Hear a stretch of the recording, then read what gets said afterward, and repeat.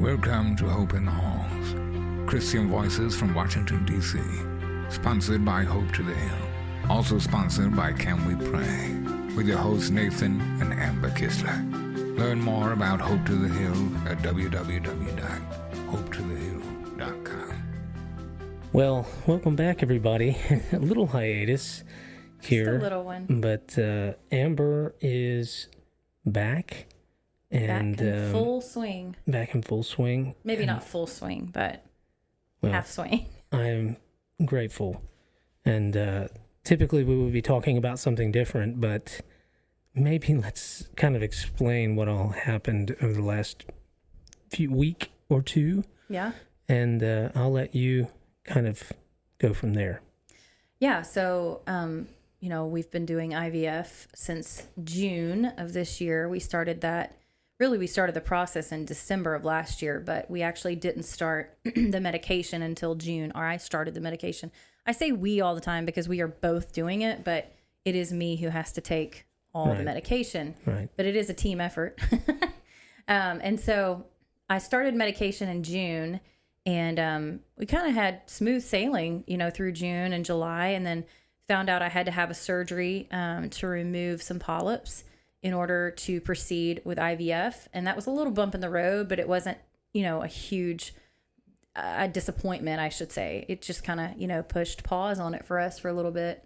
And then got through that. And then we went back to the IVF doctor, and we were ready for the last round of shots, which I had to take. We started those this last week, actually, started them on Thursday. And I had been on a certain medication since June that I never stopped because they actually didn't want me to stop that medicine. And but the shots I had just started this last Thursday. Right. And so I started feeling heaviness in my chest, and that's kind of how it started. I've had pneumonia before, and that is what I liken it to, is just, it was really hard to breathe. It wasn't excruciating pain at that point, but it was just a heaviness. It felt like something was just like heavy on my chest, and my lungs, it kind of hurt for my lungs to expand almost. And so that was Thursday. I was on the road. You had gone home, and we were preparing actually to go to DC because we were supposed to fly out that next Monday to do outreach for DC. And so we were in Indiana, and then we drove to another concert in Indiana on Friday night. Friday night came, and we did a concert that night, and I started noticing that whatever was going on had gotten just slightly worse. It wasn't horrible yet, but I was having even more difficulty just taking deep breaths. And of course, when you're a singer, that is not good. Yeah. And so I remember telling my mom that morning, I had like this, almost like an achiness, and just the breathing was really, really, really hard and heavy. And we went in to set up, and I felt like, man, I just don't feel good. You could tell when there's something wrong with your body, but I've never had this before, so I didn't know what it was. And we went and did the concert, and man, I was worn out after that concert. My breathing was so different for that concert than it's ever been. I mean, we hold our notes forever is what we do. Yeah. And I couldn't do that. I had to take a breath after a breath after a breath in between lines of a song. Right. And so got back on the bus, kind of just thought, I don't know what this is. I'm just going to go to bed. And then in the middle of the night, I woke up, and all of a sudden I had this pain in my shoulder, my right shoulder, in the back of my shoulder blade, and then in my rib cage. And everything was on the right side and then in the middle of my chest. And it went from probably a 6 to a 10 in about an hour and a half, to the point where I was in tears. And I went up front of the bus, and I just tried to breathe, and I stopped being able to take breaths. And that's when it started getting scary. Right. And I thought, man, it mimicked feeling like a pulled muscle. That's the only way I can describe it. Right. And I've never had a heart attack before, thank God. But I would imagine that it has to feel something close to that because my whole arm was in pain. Right. Just my whole arm, my whole side, just shoulder pain, all of that. And I've heard that heart patients say that their arms hurt, when they have a heart attack. And so of course, my mind started spinning of like, what could it be? Could it be a heart attack? Am I having a heart attack? Am I just have a sprained muscle? We had been at the lake on Labor Day. So I maybe likened it to maybe I sprained something. Maybe I've just strained a muscle while we were out on the lake, even though I had done nothing strenuous. And so I waited around. I took a muscle relaxer to try to ease that pain, and it did nothing. And it just got worse. The breathing was just I think I was taking a breath every second, it felt like. And it hurt to breathe at that point. Which is not good for your oxygen. At that point, because if you're hyperventilating or breathing short breaths a lot, it's slowing down all that. So, yeah. And so, I was trying to breathe, but I didn't want to breathe because if I did breathe, there was an immense amount of pain on the other side of that. Right. And so I would breathe to the point where there was no pain, which made it very shallow. And that's where you can start hyperventilating and not mean to. And that's what was starting to happen. Right. And so the decision was made that I needed to go to the hospital, to the ER. Our driver found a hospital, and I just think it was God, honestly, that led us right there. We were of all towns, we were in St. Mary's, Ohio. There's nothing in St. Mary's. There is nothing in St. Mary's, Ohio. Town, though. And so he found this hospital. We pulled in. I got off the bus. Melody and my mom were with me. We rushed into the emergency room, and I started telling them my symptoms. I was bawling my eyes out because of the pain. And everybody that knows me knows I do not go to the hospital unless I am feeling like I'm on death's door. I just will not go. Mind you, yeah, in agreement, whenever you had the ectopic pregnancy, I practically had to drag you to the emergency room. I finally did agree. Yeah, but you don't like going unless you feel really bad. Yeah, and it's not so much a stubbornness, because it's not that I'm not one who doesn't believe like that the doctors can help me. It's not that. I don't like going to the hospital. I just don't enjoy the process. I don't want to waste my time if it ends up being nothing. Like I'm like, if I can fix this at home, why do I need to go and, waste insurance and all this money that we're going to have to spend? And so I make it worth it. Let's put it that way. If I'm going, it's probably going to be worth it to go.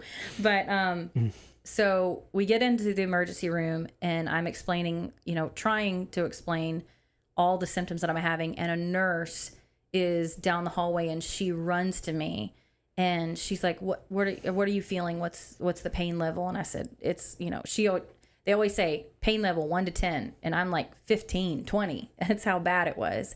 And so they immediately took me back to a room because they could tell my breathing was so shallow they needed to get me on oxygen.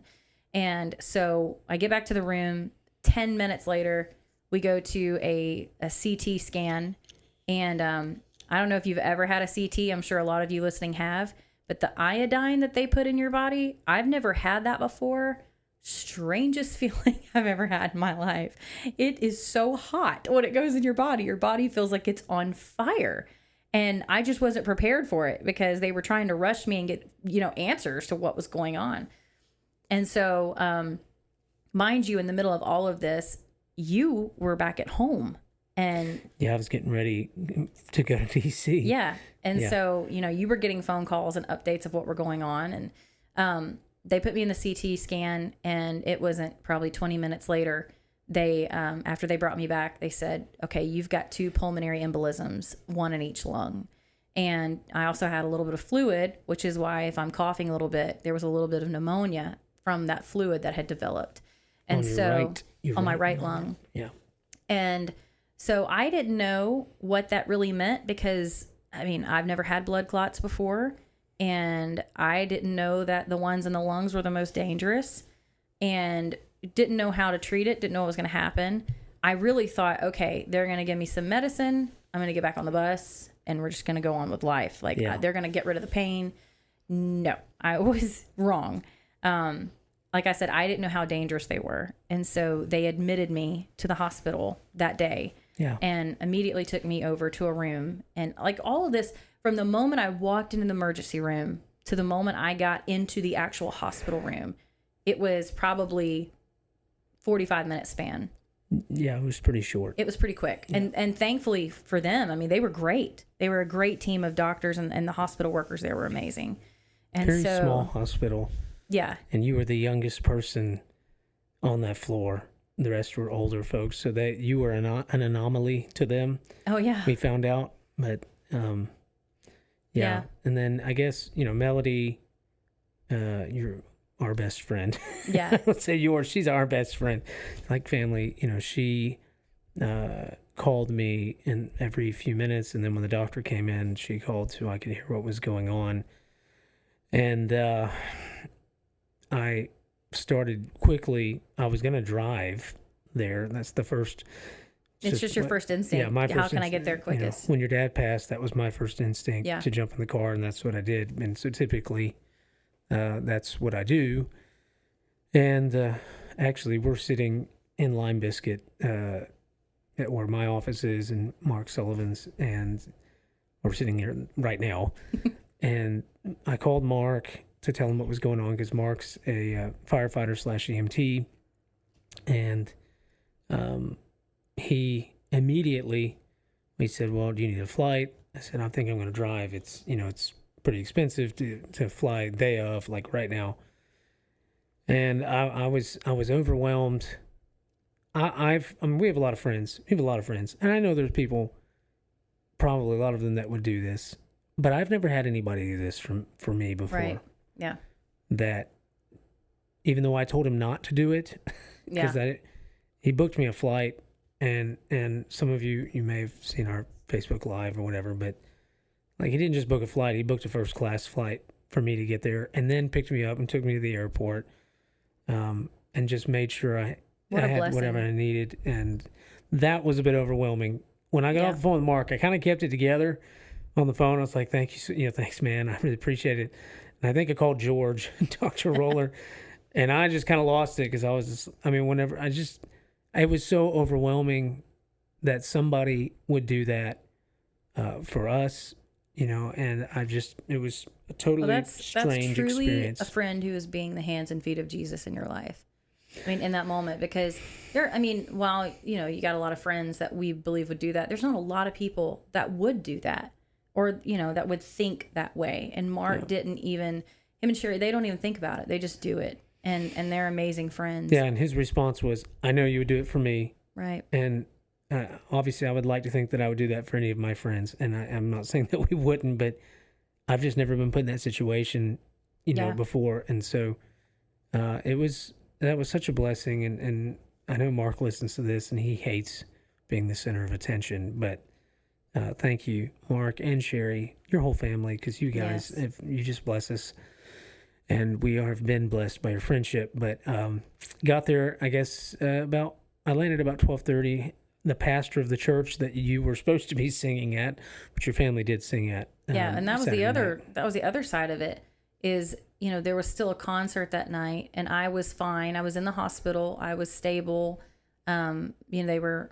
At that point, they were just letting me rest. They had me on so much, medication. They were like, her body just needs a break, because it had been through so much all night long of, trying to just breathe and survive, that it needed a break.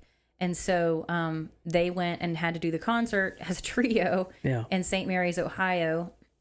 And then they actually had to go somewhere else that next Sunday morning. And so Melody ended up staying with me so that I wasn't alone until you got there.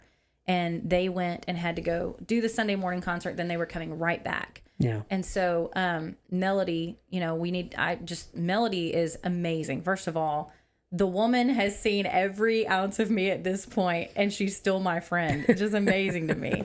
But I cannot thank her enough. And Lord knows I can't live life without her.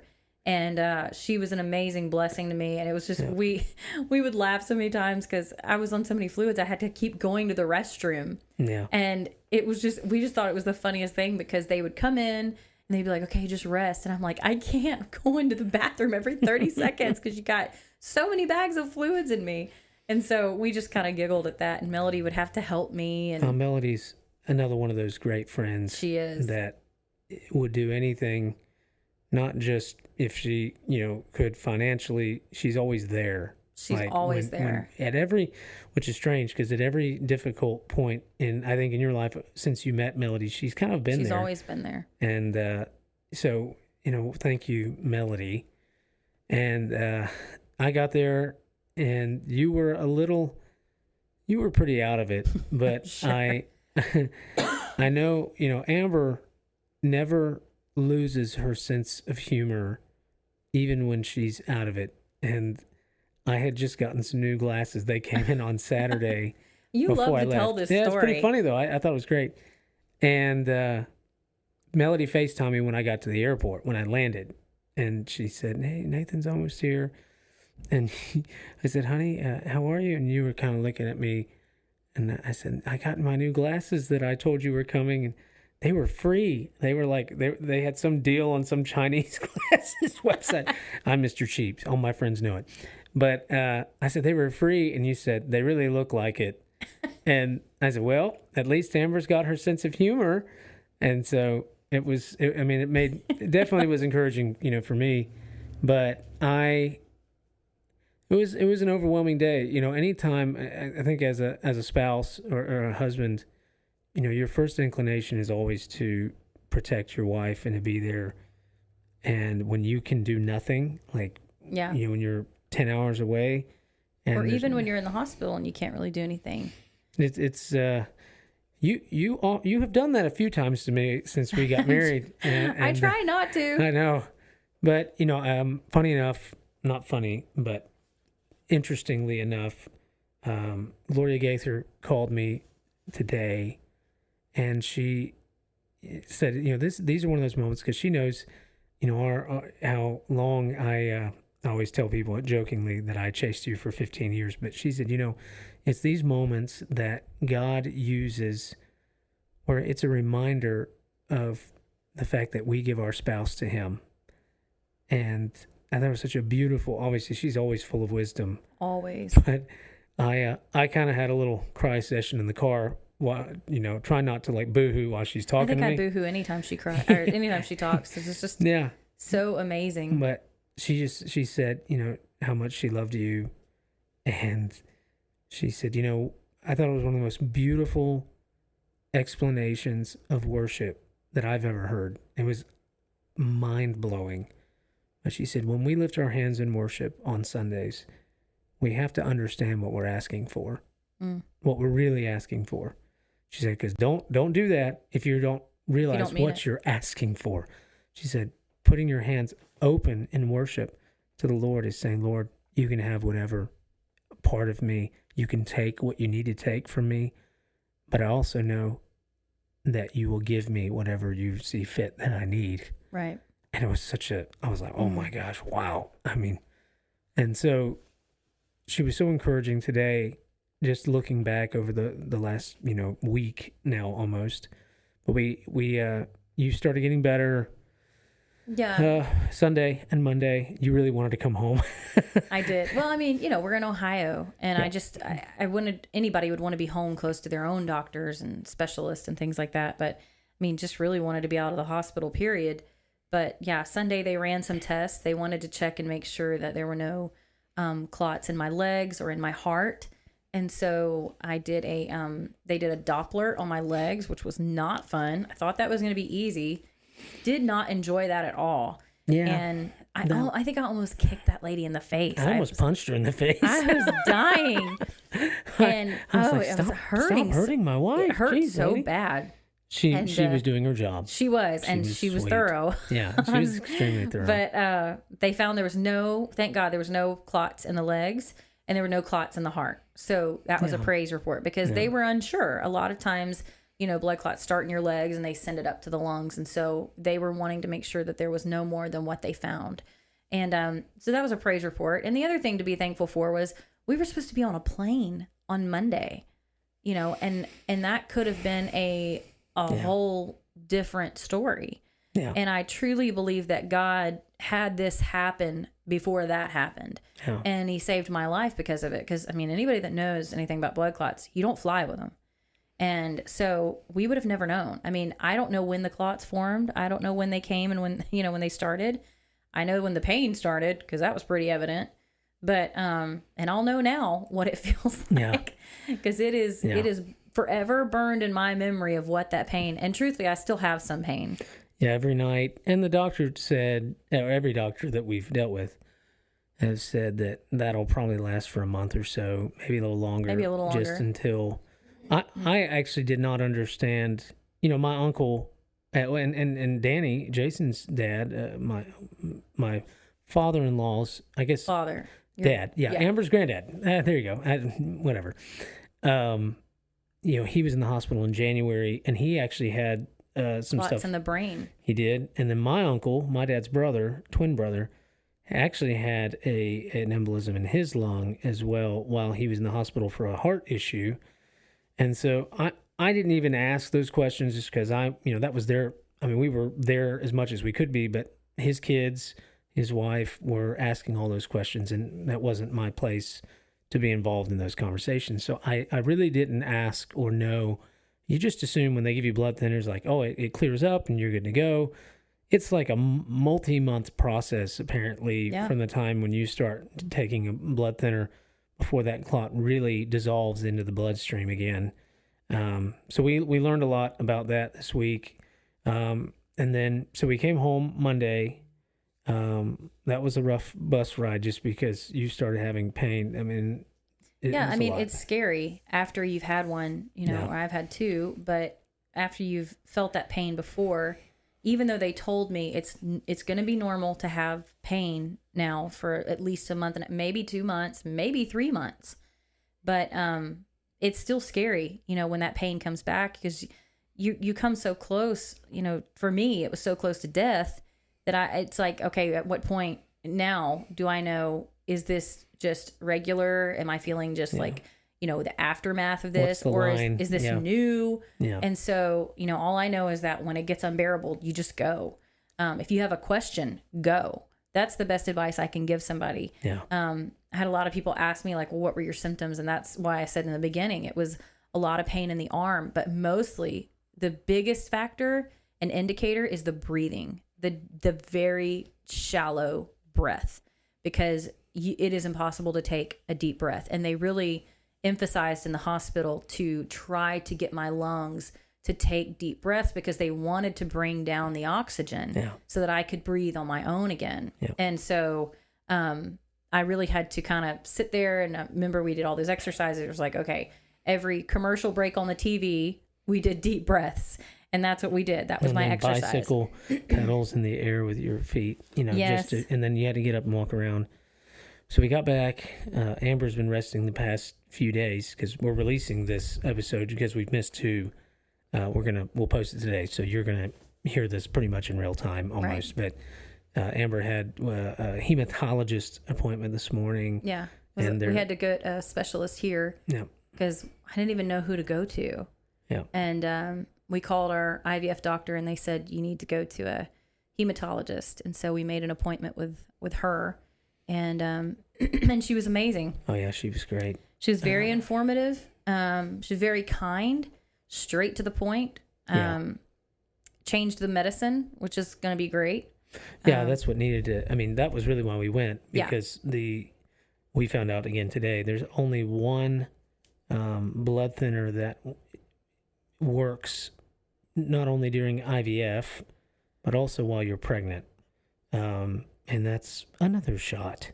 Yeah. But these are not so bad. No. But so you'll be starting those and changing from the Eliquis that they put you on in Ohio, and they knew that that was going to have to change because that wasn't their problem at the moment. Isn't safe for pregnancy. Yeah, that wasn't their problem at the moment. They're just trying to get you healthy enough to get back home. Right. And so we had that this morning. We'll deal with IVF.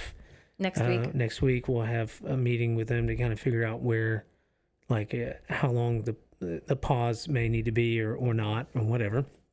And so either way, we're very grateful. there's a lot of other things happening at the same time.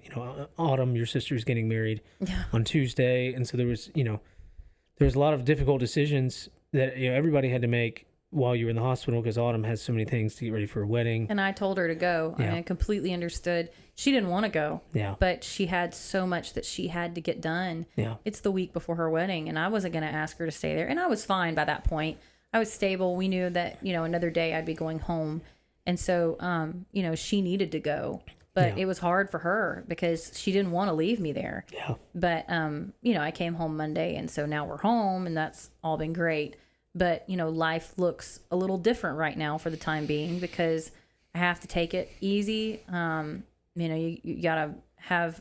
just have to be very cautious with every decision that we make right now.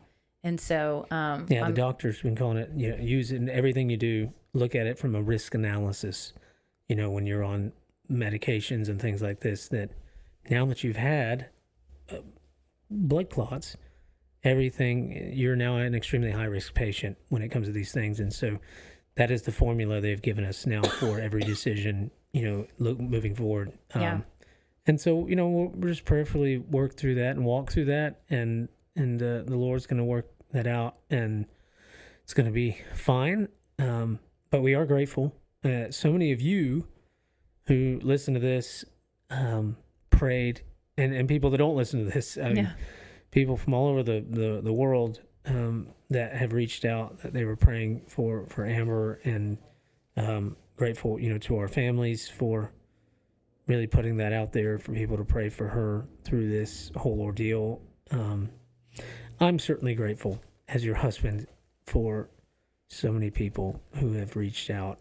And I'm sorry, again, we haven't been able to reach back out to everybody, but we'll get there. But it's been an interesting week, but we wanted to really take this episode to kind of walk through what's been going on.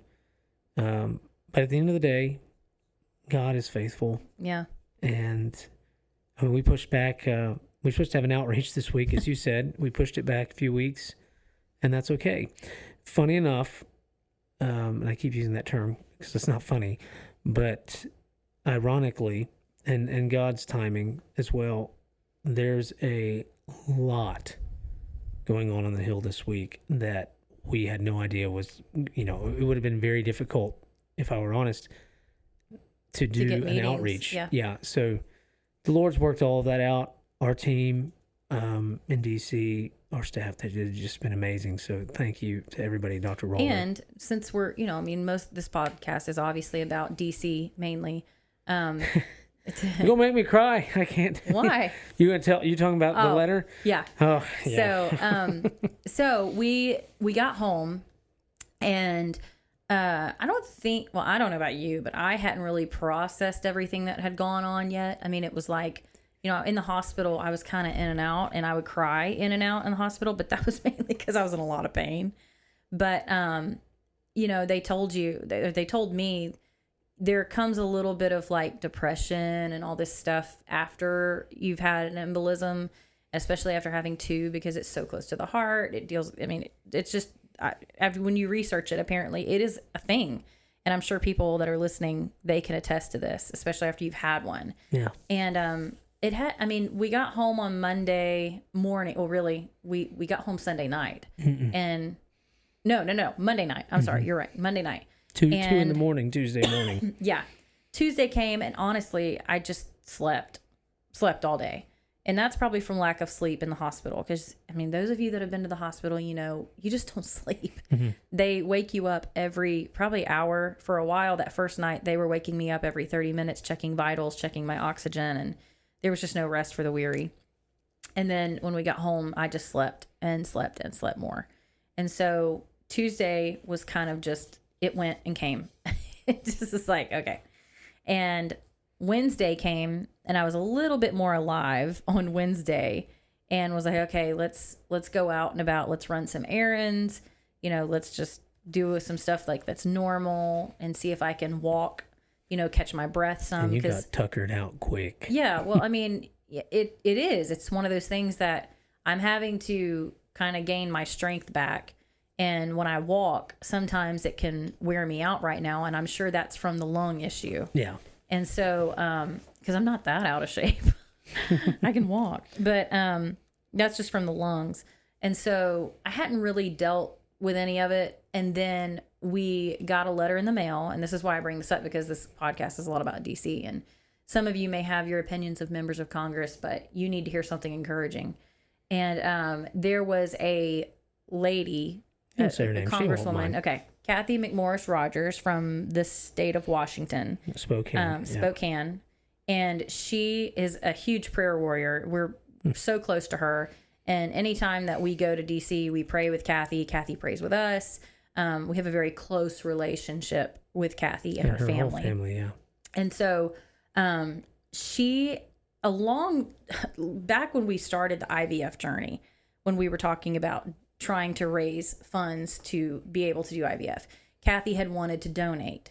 And obviously, as a member of Congress, they're so busy, they don't remember things. Like, unless it is on their schedule, it's hard for them to remember. And she had wanted to donate to us, and she had every intention. She has 3 kids. When she's home, one is special needs. Yeah, and so she's a busy lady. She's very busy, and we didn't think anything about it. I mean, we honestly, I kind of forgot about it. I did forget about it. She had texted me a while back then. It was 2 months ago, and just said, "Give me your address or whatever." And I just said, "Okay." And so, anyways.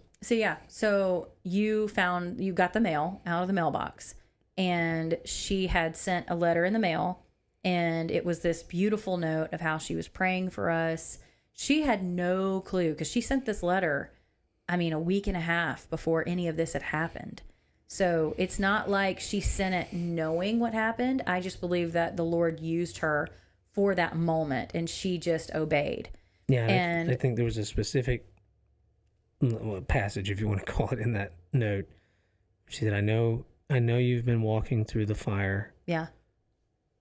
And that was kind of where I lost it. I know you kind of lost it too. I didn't kind of lose it. I did lose it. Just when somebody listens to the voice of God, mm-hmm.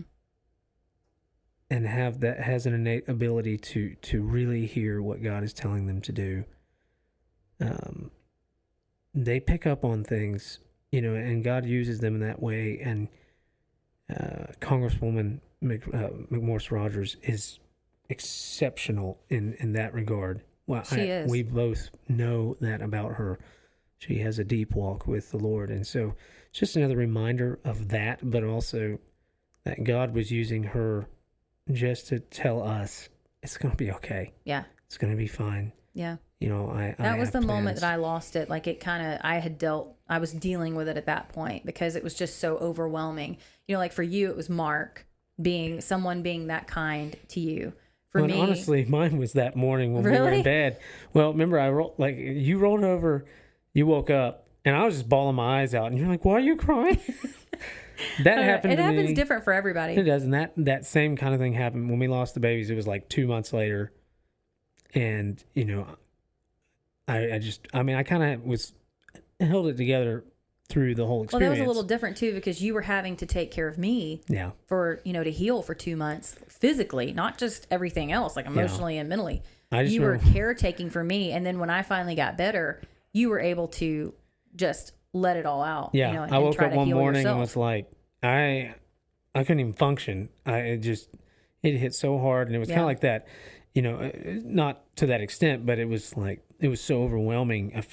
Yesterday morning, felt like this massive, overwhelming thing wash over me, and where I was like, oh my gosh, this happened again. This is another time where you kind of a near-death experience, and not kind of a near-death experience that Amber's had. And again, that's why when Gloria called today and was sharing that, it was so encouraging to me.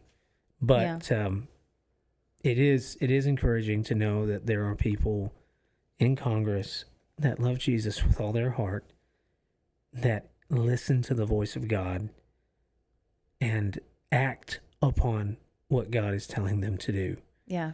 And then Kathy called last night, mm-hmm. and to check on you, and got to return the favor a little bit to her, to pray with her, as we always do when she calls or I call.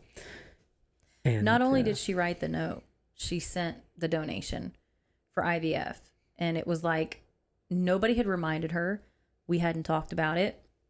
And it was just, it just amazed me that someone who can be so busy, who is helping try to run our country, would think about us. Yeah. Would take the time and go, this is important to me because I care about them. Yeah. I think that's what was the most overwhelming to me, was that, who am I that this woman would care enough to send something for us to be able to have a child. And so, excuse me, but not only that, but her words, her prayer in that note, and just knowing Kathy and who she is, it was all overwhelming. And so I had my breakdown moment in that moment. And then we came to the office for a minute where we actually record all these podcasts. And Mark and Sherry walked out, and I lost it again. And Sherry was like, "Oh no, what's wrong?" I'm so sorry. It's okay. It's gonna be okay. And I was like, "I'm sorry. I just stopped crying, and now I'm crying again." But I think I got all that out now. So today was a better day. We woke up today. I didn't get a lot of sleep last night, but that's okay because today was a better day. We went and saw the hematologist, got that out of the way. Feel good about that. And now we're just gonna wait for the next appointment and take it day by day. But I just wanted everybody to know, that even, I know we talk about DC a lot, that there are godly members of Congress out there who truly do listen to the voice of God, and they do care, and they are good people. And at the end of the day, they're human. Yeah. They're human. She's a mom. She understands what that's like. She's a wife. She understands what it's like to have a spouse that's sick. She gets all of that. And so we dehumanize them a lot because we watch them on TV, and it's easy to hate people who you don't agree with. We talk about that all the time. When it goes to show, even beyond that, why the work that we have been doing is so important. Yeah. And I think it's a testimony or a testament to the work that God has allowed us to do over these years in building relationships like that. Yeah. Not that we've done anything, when God gives you favor with people, but it's the consistency factor, and it shows that the work is important. This work is important. Yeah. To encourage, to love on people. And it just so happened that in our time of need, when we're typically there for theirs, they reached out to us. When we're trying to be the encouragers, we were encouraged. Right. And loved on. And so thank you, Kathy and Brian and kids. We are grateful to y'all. Kathy tends to, I don't know how, but somehow she keeps up with our Facebooks. So I often get text messages. She knows what's going on. But I'm sure you'll listen to this because you usually do. But we're grateful. We're thankful to the Lord because he has protected us. He's protected Amber. And I don't always understand. We don't always understand why God allows the things that he does in our lives. Nope. But I know that all things work together for good to those who love him, to those who are called according to his purpose. Yeah. And that is the truth that we hold on to in these moments. And so, honey, I'm glad that you're okay. Me too. And glad we're able to kind of share this today. This one's a little long, I think, but we're very grateful. Thank you guys for listening. If you have not already, subscribe, follow, whatever that is. And leave a review, please. A good one would be nice. Yeah. Someone left one that was 4 words and it made no sense. And it was, I guess it was supposed to be negative, but who knows? I don't know. I don't care. But leave a review. And then also, if you want to find out more information about what we do in DC, you can go to hopetothehill.com. We have a trip upcoming in January, passagesdc.com. If you'd like to support what we do in DC, you can do so at hopetothehill.com as well. And we will be forever grateful. So, absolutely. Thank you guys. We'll see you next time. Next time.